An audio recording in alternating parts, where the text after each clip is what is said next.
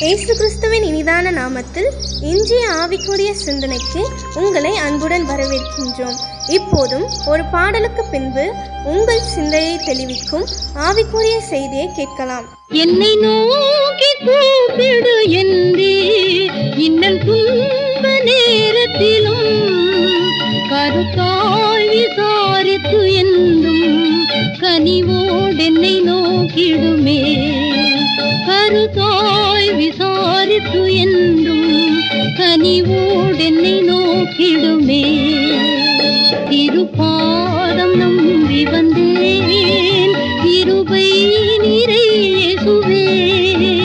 தமதன்பை கண்டடைந்தேன் தேவ சமூகத்திலே.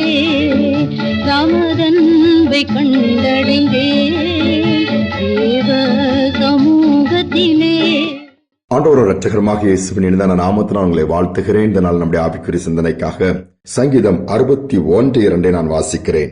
என் இருதயம் தொய்யும் போது பூமியின் கடையாந்தரத்திலிருந்து உம்மை நோக்கி கூப்பிடுவேன்.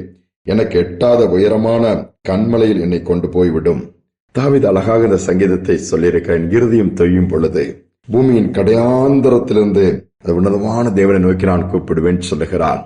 நாம் எங்கெல்லாம் எப்பொழுதெல்லாம் சோர்ந்து போகும் பொழுது செய்ய வேண்டியது உன்னதமான தேவனை நோக்கி கூப்பிடும் பொழுது ஒரு மறு உத்தரவு கொடுத்து நாம் அறியாத எட்டாதமான உயர்ந்த இடத்துல கண்மலையில கொண்டு போய் நம்மை விடுவாரு, தூக்கி நிறுத்த ஆரம்பித்து விடுவார். தாவீதுடைய வாழ்க்கையில நிறைய ஏற்றத்தாழ்வுகளை நீங்க பார்க்க முடியும். எவ்வளவு வேதனையான அனுபவங்கள், எவ்வளவு பாடுகள் வேதத்திலே பார்க்கும் பொழுது 1 சாமுவேலின் புஸ்தகம் 30ஆம் அதிகாரத்திலே சிக்லாக் என்கிற இடத்துல இருக்கும் பொழுது அமிலேக்கர் வந்து எல்லாவற்றையும் கொள்ளையடித்து அந்த அவன் இருந்த இடத்தெல்லாம் சுட்டெரித்து போட்டாங்க. தாவீது திரும்பி வந்து பார்க்கும்போது அங்க ஒண்ணுமே இல்லை. அவனுடைய பிள்ளைகள், மனைவி, அந்த கூட்டத்தில் உள்ள ஒவ்வொருவருக்குரிய குடும்பத்தில் உள்ள ஒருவரும் அங்கு இல்லை. எல்லாம் சிறைப்பிடித்து கொண்டு போயிட்டாங்க. யார் வந்தா என்ன நடந்துச்சு ஒண்ணுமே தெரியாது. அழுகிறதுக்கு கூட பலன் இல்லாமல் போக மட்டும் அழுறாங்க. எல்லா பக்கத்திலும் தாவீது அந்த இடத்துல நெருக்கப்படுறாரு. கூட இருந்தவங்களும் விரோதமா எழும்புறாங்க.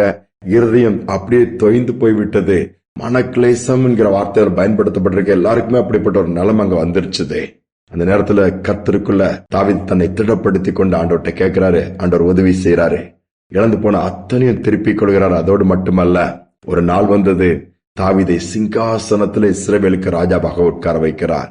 உன்னதமான தேவனை நோக்கி கூப்பிடும் பொழுது ஒருபோதும் அவர் கைவிட மாட்டார். ஒருவேளை அதிக நாட்கள் காத்திருக்கலாம், அந்த காரியங்கள் இன்னும் வாய்க்கவில்லையே, ஜெபித்ததற்கு பதில் வரவில்லையே, விடுதலை கிடைக்கவில்லையே, எதிர்பார்த்த மாற்றங்கள் ஏற்படவில்லையே, எல்லா பக்கமும் ஏமாற்றம் தான் சொல்லி உட்கார்ந்துட்டு இருக்கிறீங்களா? தேவன் ஒவ்வொன்றுக்கு ஒரு காலத்தை வைத்திருக்கிறார். ஒருவேளை இருதயம் தொய்ந்து போயிருக்கலாம். அன்னைக்கு எங்க பார்த்து டிப்ரெஷன் சொல்றோம். மனசோர்வுக்குள்ள போய் அப்படியே அவங்க மனநிலைமையே பாதிக்கப்பட்டு விடுகிறது. யாரும் வார்த்தையினால் அவர்களை தூக்கி விட முடியல. யாரும் கவுன்சில் பண்ணியும் காரியத்தை சரி பண்ண முடியல. ஆனா செய்ய வேண்டியது உன்னதமான தேவனை நோக்கி அபயம் விடுவோம், கூப்பிடுவோம். அந்த சத்தத்திற்கு பதில் கொடுத்து அற்புதங்களை செய்வார். வெளி தேசத்துக்கு ஒரு வாலிபன் படிக்க போகிறான். நல்ல ஆண்டவருக்கு பயந்த குடும்பத்திலிருந்து அனுப்புறாங்க. அங்க போய் படிக்கிறான். அந்த கல்லூரியில படித்தவன் முடிக்க வேண்டிய நாட்கள் நெருங்கிட்டது.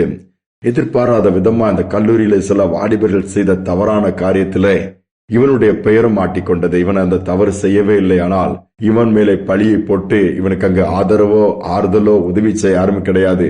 சிறையில் அடைக்கப்பட்டு விட்டான். அவனை வெளியே எடுப்பதற்கு கூட ஆள் கிடையாது. ஆனால் அதை அறிந்த அங்குள்ள ஒரு குடும்பத்தினர், ஒரு ஊழியம் செய்கிற ஒரு குடும்பத்தினர் போய் பார்த்து ஏதாவது ஒரு வழி பண்ண வேண்டும் என்று சொல்லி கடைசியில பேசி எடுத்து அந்த அவன் தவறு செய்யவில்லை என்கிற காரியத்தையும் உணர்த்தி காண்பித்து வெளியே கொண்டு வருகிறார்கள். அதற்கு தேவைப்பட்ட பணத்தையும் கூட அவர் கஷ்டப்பட்டு புரட்டி கொடுக்கிறார். கடைசியில் என்ன பண்ண, அவனை அங்கிருந்து அனுப்புவதற்கு கூட அவருக்கு போராட்டம். என்ன செய்வதென்று பாருங்கள். அவனுடைய இருதயம் எல்லாம் தொய்ந்து போய்விட்டது. வந்த நோக்கம் ஒன்று, ஆனால் நடந்த காரியம் ஒன்று. என்ன செய்வதென்றே தெரியாமல் உட்கார்ந்து அழுது கொண்டிருக்கிறான். அந்த நேரத்தில் தான் வேறு வழியே கிடையாது என்று சொல்லி ஆண்டவரை நோக்கி கூப்பிடுகிறான். அதுவரை அவன் தேடினதெல்லாம் படிப்பு, மற்ற காரியங்கள். ஆனால் இன்று ஆண்டவரை தேடும்போது அவர் இறங்குகிறார். ஒரு வழியை உண்டாக்கி அந்த இடத்துல டிக்கெட் எடுக்கக்கூடிய கிருபை கர்த்தர் கொடுக்கிறார். எடுத்து தன்னுடைய தேசத்துக்கு அவன் திரும்பி வந்து தன்னுடைய பெற்றோர்களோடு இணைகிறான். அதோடு மட்டுமல்ல, அவனுக்கு ஒரு நல்ல வேலை கிடைத்து ஆண்டவருடைய நாம மகிமைக்காக கர்த்தர் சூழ்நிலையை மாற்றி விடுகிறார். பாருங்கள், எதிர்பாராத பிரச்சனைகள், விபத்துகள் வரும், ஆபத்துகள் வரும். ஆனால் செய்ய வேண்டியது உன்னதமான தேவனை நோக்கி கூப்பிடும் பொழுது சூழ்நிலையை மாற்றுவாரு, சிறையிருப்பை திருப்புவாரு, நன்மை நான் நிரப்புவாரு. சோர்ந்து போக வேண்டாம். இந்த நேரத்தில் ஒரு சோர்ந்து போயிருக்கலாம், தொய்ந்து போயிருக்கலாம், உங்கள் ஆத்மா விடாய்த்து போயிருக்கலாம், நம்பிக்கை இழந்து போயிருக்கலாம். ஏன் அந்த உன்னதமான தேவனை நோக்கி கூப்பிடக்கூடாது? இயேசுவே இறங்குன்னு சொல்லி அவரை நோக்கி கூப்பிடுங்க. சத்தத்தை கேட்டு பதில் கொடுத்து சூழ்நிலைகளை மாற்றுவார். ஜெபிப்போம். அன்பின் தகப்பனே, எங்கள் இருதயம் தொய்யும் பொழுதெல்லாம் உம்மை நோக்கி கூப்பிடும் பொழுது பதில் கொடுப்பேன்னு சொல்லியிருக்கிறீரே. தாவீதுக்கு செய்திருக்கிறீர், இன்னும் ஏராளமான பக்தர்களுக்கு செய்திருக்கிறீங்கப்பா. இந்த நாளிலும் இருதயம் தொய்ந்து போன நிலைமையிலே, ஏமாற்றத்தை சந்தித்த நிலைமையிலே, வாழ்க்கை முழுவதும் போராட்டமாய் மாறிவிட்டது என்று அங்கலாய்க்கிற நிலைமையில இருக்கிற பிள்ளைகளை நீர் கண்ணோக்கி பாரும். யாரெல்லாம் உம்மை நோக்கி கூப்பிடுகிறார்களோ, யாரெல்லாம் உம்மை நோக்கி அபயமிடுகிறார்களோ, என் ஆண்டவர் அந்த சத்தத்தை கேட்டு அந்த இஸ்ரவேல் ஜனங்களை எகிப்தின் அடிமைத்தனத்தை விடுவித்து கொண்டு வந்த அதே தேவனுடைய வல்லமையின் கரத்தை நீட்டி அற்புதங்களை செய்வீராக. தடைகளை உடைத்து சூழ்நிலைகளை சாதகமாய் மாற்றிக் கொடுங்க. வழிகளை உண்டாக்குங்க. யோர்தான் பின்னிட்டு திரும்பட்டும் அப்பா.